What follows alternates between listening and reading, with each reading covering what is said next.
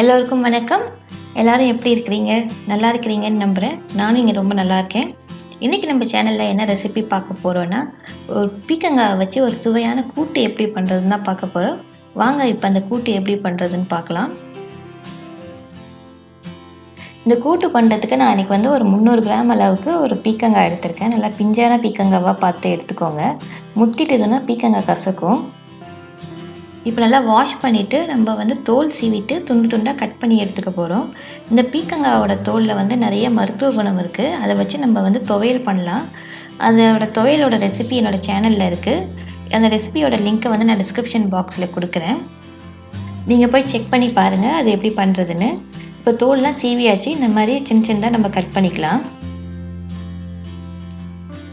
இது கட் பண்ணி ஒரு பாத்திரத்தில் எடுத்து வச்சிடலாம். நம்ம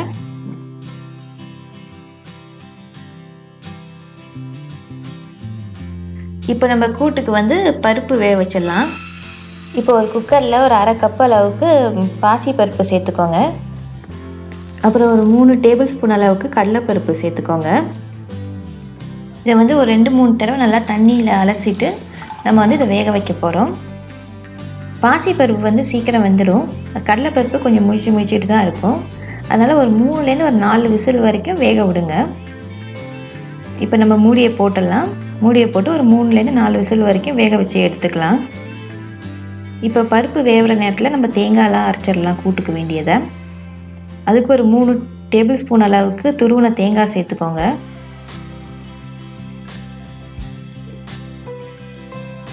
இதில் 1 டீஸ்பூன் அளவுக்கு சோம்பு சேர்த்துக்கலாம். அப்புறம் 1 டீஸ்பூன் அளவுக்கு ஜீரகம் சேர்த்துக்கோங்க.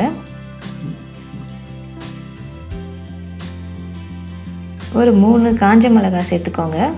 கூட்டுக்கு இதுதான் காரம். உங்கள் காரத்துக்கு தகுந்த மாதிரி சேர்த்துக்கோங்க. சேர்த்து இதுமாதிரி நல்லா அரைச்சி எடுத்துக்கோங்க.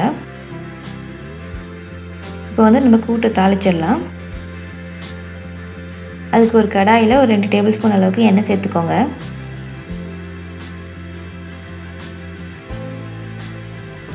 எண்ணெய் சூடானதுக்கப்புறம் ஒரு சின்ன சைஸ் வெங்காயத்தை நல்லா பொடியாக நறுக்கி இதில் சேர்த்துக்கோங்க. உங்கள்கிட்ட சின்ன வெங்காயம் இருந்தால் சின்ன வெங்காயம் கூட சேர்த்துக்கோங்க, நல்லாயிருக்கும். அப்புறம் இதில் 1 டீஸ்பூன் அளவுக்கு உப்பு சேர்த்துக்கோங்க. சேர்த்துட்டு இப்போ நல்லா வதக்கிடலாம். வெங்காயம் நல்லா வதங்கட்டும். இப்போ கொஞ்சோண்டு கருவேப்பிலை சேர்த்துக்கலாம். அதில் சேர்த்துட்டு அதையும் வதக்கிக்கோங்க. இப்போ நம்ம நறுக்கி வச்சுருக்கிற பீர்க்கங்காயை இதில் சேர்த்துக்கலாம். ஒரு 2 நிமிஷத்துக்கு பீர்க்கங்காயை எண்ணெயிலே நல்லா வதக்கிக்கோங்க.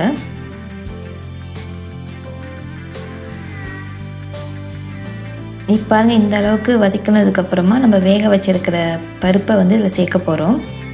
பாருங்கள், இந்த மாதிரி வேக வச்சு எடுத்துக்கோங்க பருப்பை. இப்போ அதையும் நம்ம இதில் சேர்த்துக்கலாம். சேர்த்துட்டு நல்லா மிக்ஸ் பண்ணி விட்டுடுங்க. இப்போ பருப்பு கொஞ்சம் கொதிக்க ஆரம்பிச்சிட்டுது. இப்போ நம்ம அரைச்சி வச்சுருக்கிற மசாலாவை இதில் சேர்த்துடலாம். இப்போ இது எல்லாத்தையுமே இதில் சேர்த்துடுங்க.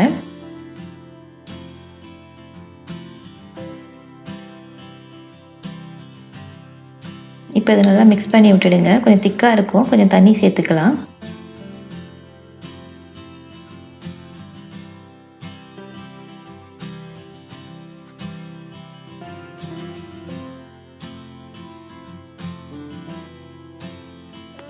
இந்த ஸ்டேஜில் உப்பு செக் பண்ணி பாருங்கள். உப்பு பத்தலைன்னா உப்பு போட்டுக்கோங்க. போட்டுட்டு நல்லா மிக்ஸ் பண்ணிவிட்டு ஒரு மூடியை போட்டு ஒரு 4லேருந்து 5 நிமிஷம் வரைக்கும் கொதிக்க விடுங்க. ஏன்னா நம்ம போட்டிருக்க அந்த தேங்காய் அப்புறம் சோம்பு சீரகத்தோட பச்சை வாசனை போகிற அளவுக்கு நல்லா கொதிக்க விட்டுடுங்க. இப்போ பாருங்கள், பீர்க்கங்காவும் நல்லா வெந்துட்டுது. கூட்டு ரெடி ஆகிட்டுது. இப்போ நம்ம இதுக்கு தாளித்து இந்த கூட்டில் சேர்த்துட வேண்டியதான். அதுக்கு ஒரு கடாயில் ஒரு 2 டேபிள் ஸ்பூன் அளவுக்கு எண்ணெய் சேர்த்துக்கோங்க. இப்போ எண்ணெய் சூடானதுக்கப்புறமா இதில் 1 டீஸ்பூன் அளவுக்கு கடுகு சேர்த்துக்கோங்க. கடுகு பொரிஞ்சதுக்கப்புறம் 1 டீஸ்பூன் அளவுக்கு சோம்பு சேர்த்துக்கோங்க. அப்புறம் கொஞ்சோண்டு பெருங்காயம் சேர்த்துக்கலாம். போட்டுட்டு இதை நல்லா பொரிய விட்டுடுங்க.